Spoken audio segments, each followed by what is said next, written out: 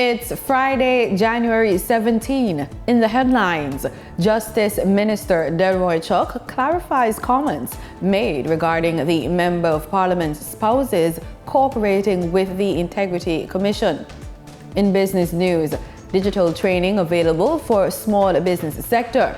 Regionally, Antigua and Barbuda and the United States sign Open Skies Agreement. And in sports, Sunshine Girls sign a $16 million sponsorship deal with Best Dressed Chicken. This is the weekend news on PBC Jamaica. I'm Simone Absalom Gale.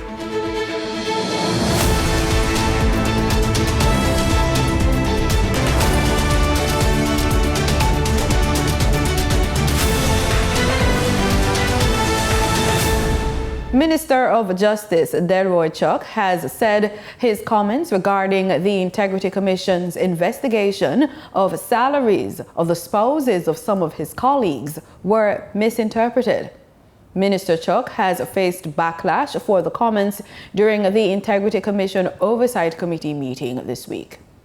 Why is the Integrity Commission asking members to indicate the salaries of their spouse? Or sometimes of their children. And you see, I don't know if this is something that is appropriate, Chairman, because I have advised the relevant member, let them know your spouse is not prepared to divulge their salary to her or him, and therefore he or she cannot so report it. His comments have been heavily criticized, with critics noting that Section 40 of the Integrity Commission Act states that a statutory declaration shall include information about the spouse and children of parliamentarians. There are exceptions if the spouse is living separately from the person making the declaration for the period for which the declaration is being made. It also gives an exception if the child reaches 18 years or is married, among other things. But speaking on Radio Jamaica's hotline following the statement, Minister Chuck explains, quote, "If they indicated to the IC that their spouse refused to give the information, then that's to the best of my knowledge. That should be the end of the matter," end quote. Host of the hotline program, Emily Shields, questioned, quote, "You were giving the impression that the Integrity Commission was asking for information it had no right to ask for," end quote. Minister Chuck answered, quote, No. Well, if that was the impression that was given, that was wrong," end quote. Group CEO of CaribbeanBroilers Matthew Lynn voiced his concern about the impact of the poor road network in Hill Run, St. Catherine on its operations at its air chill poultry processing plant located in the area. He made the comments during the facility's opening ceremony. Prime Minister Dr. Andrew Holness was among the attendants. CaribbeanBroilers air chill poultry processing plant is being touted as the single largest agricultural investment in Jamaica. Group CEO Matthew Lynn says the plant's establishment means there is room for growth. The air chill plant will be the catalyst to unlock billions more dollars of investment in agriculture, starting with the poultry industry. And then let's consider pork and eggs and dairy and crops. Direct in-hand appeal to Prime Minister Andrew Holness, Mr. Lynn described the deteriorating infrastructure as more than an inconvenience. It's a chokehold on growth in a blossoming agricultural hub. The Nest, the Eco-Industrial Park, the 500 acres of Harvest Hub, the research facility at Hill Run Farms. We want to show the relationship between industry and environment and agriculture. Let's change the minds of the future generation. Let's attract serious investment and capital into our sector. Prime Minister, I beg in a road. Just a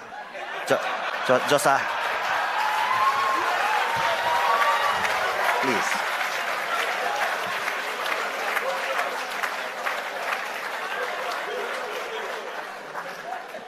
And what you drove on was the good side.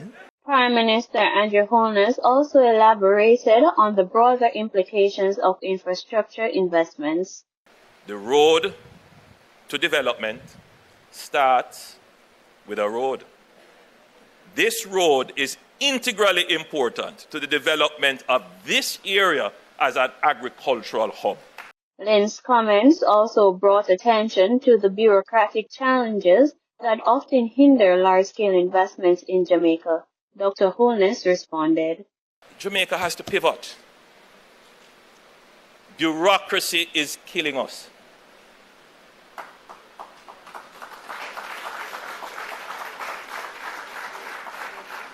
There is a culture that if it didn't take long, it wasn't well done.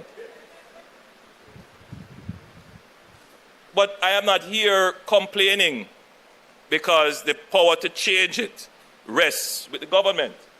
Jamaican TikTokers are among the millions of users and businesses set to lose out on massive income if the social media platform goes dark this weekend.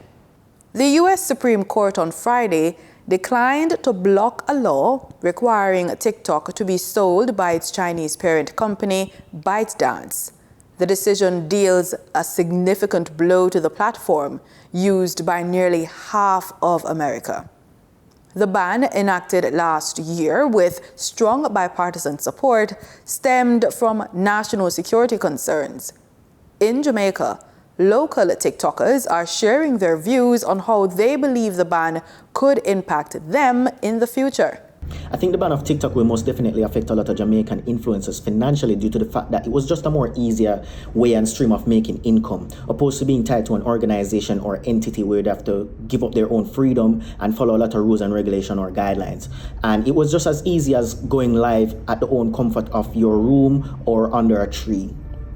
And as a Jamaican, the only way there were to make money from TikTok was to just go live.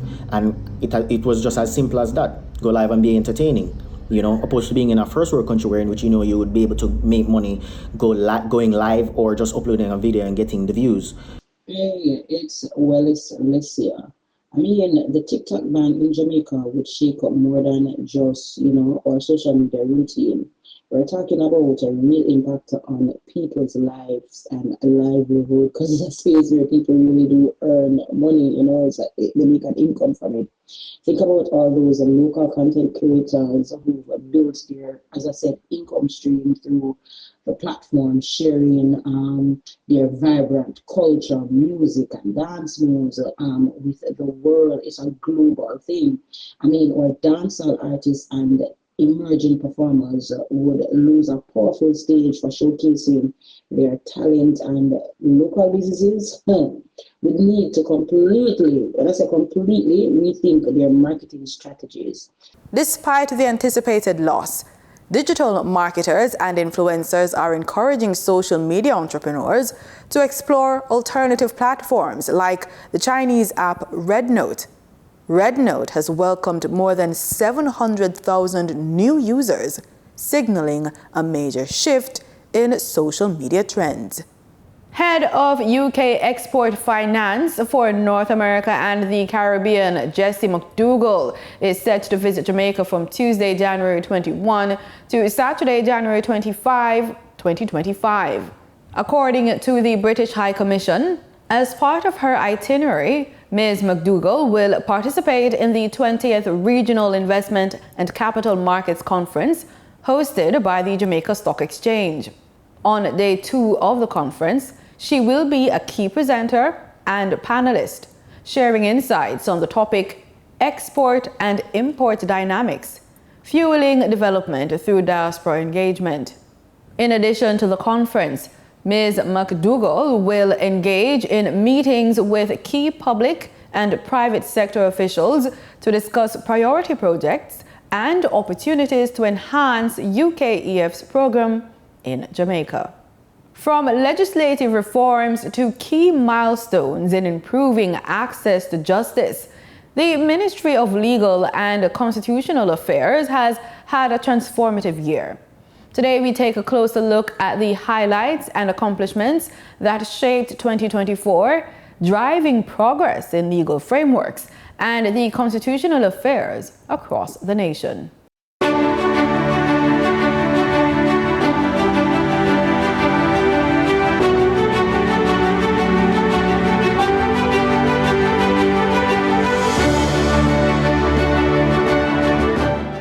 The Constitutional Reform Committee has now signed off on the list of recommendations. The document is being prepared for signature of committee members.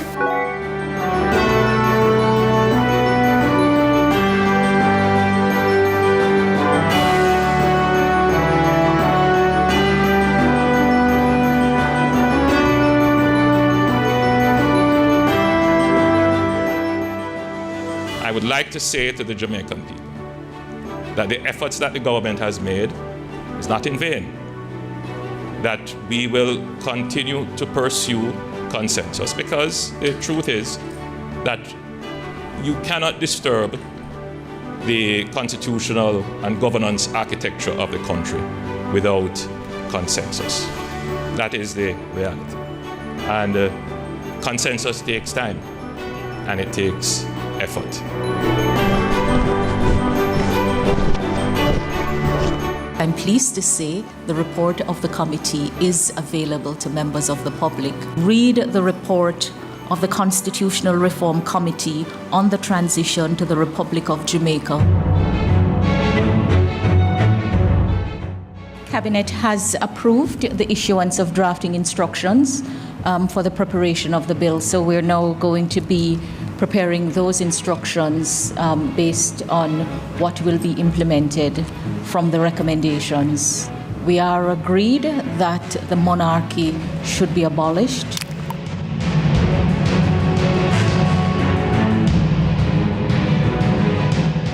I rise to open the debate on the bill entitled An Act to Amend Section 61 of the Constitution of Jamaica to provide for new words of enactment. This act constitutes the first legislative step in a proposed series of amendments intended to give effect to a constitution enacted by the Parliament of Jamaica and approved by the people of Jamaica. I'm pleased to report that the contract for the development of the Jamaica Legal Information Portal was awarded to the European consulting firm Softengi. Work commenced in February of this year, and a draft design of the portal has already been completed.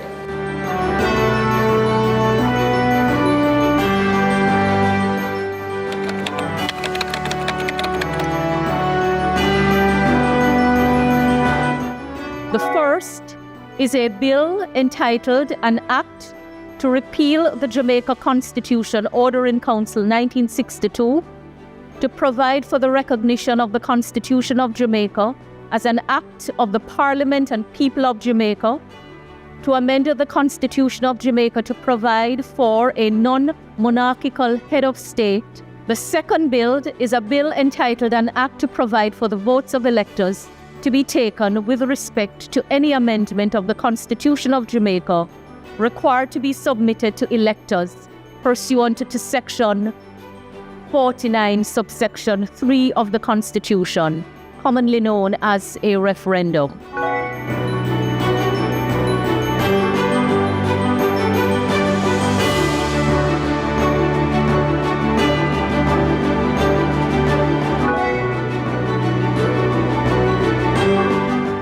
Bill entitled An Act to Repeal Jamaica Constitution, Order in Council 1962, and to provide for the legal recognition and operation of the Constitution of Jamaica, notwithstanding the repeal of that Order in Council, to amend the Constitution of Jamaica to provide for a non-monarchical head of state, thereby establishing Jamaica as a republic, to make other amendments in respect of certain provisions of the Constitution, and to provide for connected matters, is today tabled in this honorable House.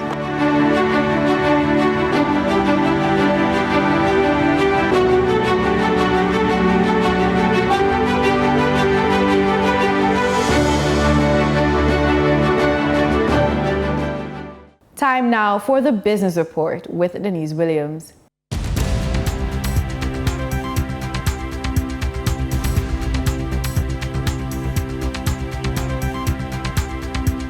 Welcome to today's Business Report. I'm Denise Williams, here to bring you the stories shaping the financial world and guiding your journey to smarter business decisions. Let's dive into the top headlines. As part of the training component of the European Union-sponsored €9.5 million Digital Jamaica project, the Jamaica Business Development Corporation, JBDC, says it will provide 2,700 micro, small, and medium enterprises with certificates of completion in digital training during the period 2024 to 2026. Acting Chief Executive Officer Harold Davis says 5,000 MSMEs will also receive assistance to digitally transform at least one internal business process by the end of the year 2026. The Mayberry Investment Control Supreme Ventures Limited has advised that Mr. Jesus Johnson, the CEO of Supreme Ventures Gaming Limited, has resigned effectively January 31, 2025. 2 weeks ago, it was announced by SVL that by the middle of January, it would let go of Head of Marketing Kamal Powell, Head of Finance Anthony Litchmore, and Head of Human Resources Sasha K. Burke in order to contain costs. For the trading period ending January 16, 2025, these were the most actively traded stocks. Microfinance lender Lasco Financial Services Limited, with 11,970,764 units traded, representing 27.08% of market sales volume. Medical firm G West Corporation Limited, with 11,305,076 units traded, represented 25.57% of market sales volume. Advertising agency The Limners and Bards Limited, with 3,799,449 units traded, accounted for 8.59% of market sales of volume. We now shift our focus to the Forex market rates set by the Bank of Jamaica. On January 16, 2025, the Bank of Jamaica reported US $49.85 million purchased and US $52.42 million sold by Forex traders. Forex traders earned $1.74 in profit, selling the US at $158.18 and buying the US at $156.44. The Canadian dollar netted Forex traders $2.19 per transaction, with selling at $110.84 and buying at $108.65. The British pound yielded Forex traders $2.38 in profits, with selling at $192.76 and buying at $190.38. For our credit report tip of the day, high interest rates doesn't have to mean higher costs. Taking proactive steps to improve your credit health can give you the bargaining power you need to shop for better loan terms and save more. Here are a few tips. Consolidate your debt strategically. Consider balance transfer cards or personal loans to manage high interest credit card debt. Also set a credit goal. Focus on what you wanted, be it a mortgage, car loan, or business funding. In the space of building financial resilience and recovery, do you feel like you're in a space where you have to build something from nothing? Financial recovery and resilience for women over the age of 45 often feels like that. So here's a roadmap. Seek feedback. That means share your progress with your accountability partner or group. Their insights can help you refine your approach and stay motivated. Also, measure the big picture. Beyond immediate goals, evaluate how these achievements align with your long-term vision. Example, are you closer to being debt-free or having the financial freedom you desire? And that wraps up today's Business Report. I'm Denise Williams, reminding you that every financial decision is a step towards your future. Until next time, stay focused, stay informed, and keep striving for success. See you soon. In regional news, Antigua and Barbuda is set to soar to new heights with a major open skies air transport agreement signed with the United States. Prime Minister Gaston Brown finalized the deal during talks with the United States ambassador on Wednesday. Brianna Anthony has the story. In a significant step towards strengthening ties between Antigua and Barbuda and the United States, a historic aviation services agreement was signed early Wednesday during a ceremony at the office of the Prime Minister. The agreement marks a new chapter in the bilateral relationship between two nations. We appreciate your dedication and the commitment to strengthening the bilateral relationship. I just want to commend you and certainly the government of the United States for taking this relationship to the next level to have this agreement come to fruition, and hopefully within the next few weeks, maybe a few months of that matter, that it will come into full force. Prime Minister Brown emphasizes the strategic importance of the agreement, noting that it would significantly improve air connectivity benefiting both citizens and residents, as well as international visitors. This air services agreement, which is also essential for the growth and development of the transportation hub that we're creating here in Antigua and Barbuda. I believe within the OACS that we have the largest asset base in terms of aviation assets. We have Calvin here with several helicopters. There's another helicopter service. We also have Liat with several aircraft. And that is our ambition for Liat to actually have flights possibly into Miami or Fort Lauderdale. So this air services agreement is very important to put the legal infrastructure in place. The U.S. Ambassador to Barbados and the Eastern Caribbean, Roger Nias, emphasizes the signing of this aviation agreement is a clear demonstration of the strong relationship between the people of Antigua and Barbuda and the United States. This is extremely exciting because of the benefits that this brings to the people of Antigua and Barbuda, but also to the United States. And I'm just thrilled to be here as your partner. You've been a fantastic partner. I really applaud you for your vision and your leadership to bring us to this point. And I want to congratulate my colleague Tabitha for her never-ending advocacy for Antigua and Barbuda. And I have enjoyed every single visit that I've made to your beautiful country. And I just want to say congratulations. The agreement is poised to boost the local economy, especially the aviation sector.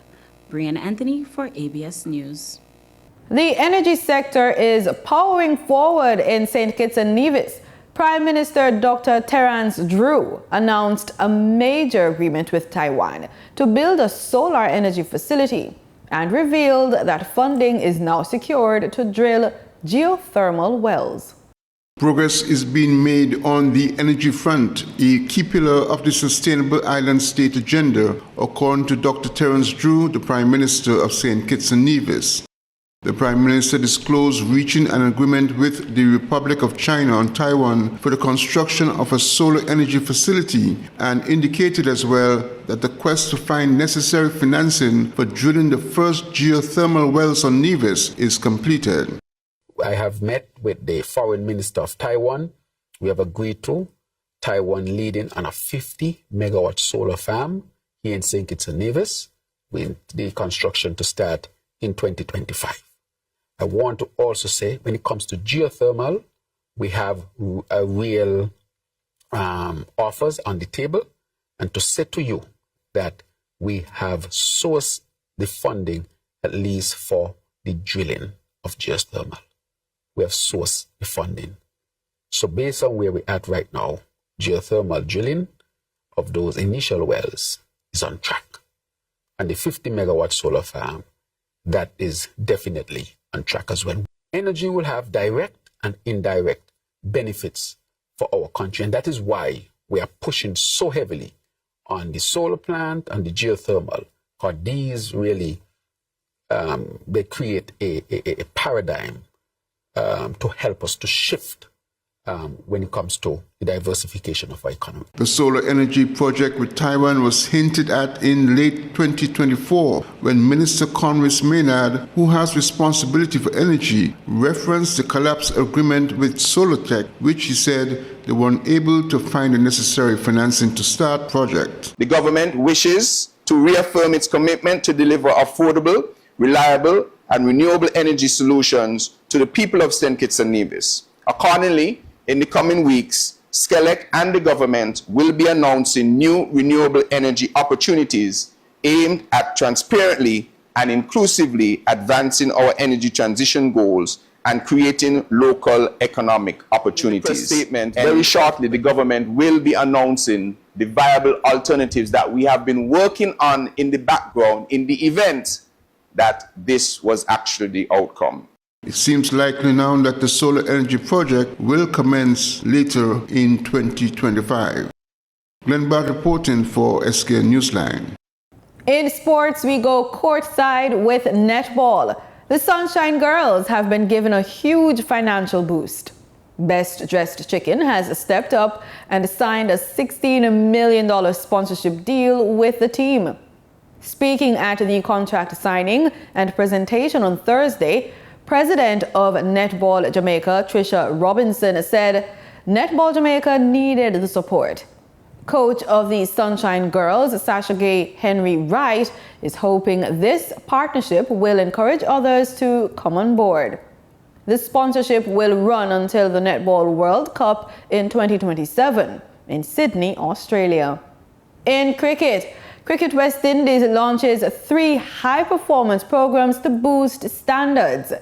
The group has introduced 3 transformative high-performance programs designed to elevate cricket standards across the Caribbean. These initiatives focus on player development and coaching excellence, blending international expertise with regional talent to build a sustainable cricket ecosystem. The high-performance batting spin and spin bowling camp, held from January 11th to 17th, is sharpening players' skills against spin bowling, particularly wrist spin. Chennai Super Kings Academy head coach Sriram Krishnamurti and spin bowling coach Amar Rashid are leading the camp, which features 30 of the region's most promising players. Among them are Matthew Nandu, Kirk McKenzie and Kevin Wickham, who are building on their training experience at the Chennai Super Kings Academy in India last December. Running alongside the camp was a coaching symposium at Coolidge Cricket Ground in Antigua from January 13th to 15th. The symposium aimed to strengthen the expertise of regional franchise coaches, ensuring they are equipped to develop players at the franchise and international levels. Newly appointed West Indies Test head coach Darren Sammy joined other presenters, including experts from the Chennai Super Kings Academy and CWI coaching development consultant James Davidson. 11 franchise coaches and 2 from the combined campuses and colleges team attended the event. CWI's Director of Cricket, Miles Bascom, said, "These programs reflect our commitment to the future of West Indies cricket. By combining international expertise with regional talent, we're building skills and a sustainable ecosystem." Initiatives like the High Performance Camp and the Coaching Symposium, linked to programs like the Chennai Super Kings Academy Experience, create seamless pathways for developing current and future cricket professionals to meet modern demands. And that's it for the weekend news. Pleasant viewing.